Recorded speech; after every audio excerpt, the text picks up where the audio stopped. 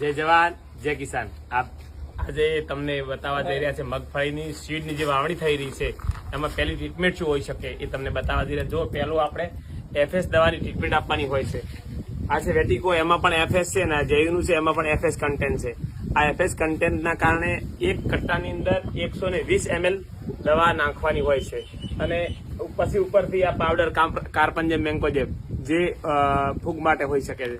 અને હવે જોઈએ આપણે દવાને કઈ રીતે બનાવી હતી તો જેટલા કટ્ટા હતા એટલા કટ્ટા આપણે પોણી બનાવ્યું હતું. અને હવે એક એક ડબલાની અંદર એક કટ્ટાની અંદર આ રીતે એક ડબલું પાણી રેડતું રહેવાનું. આ રીતે હલાઈ દેવાની છોટા મગફળીને.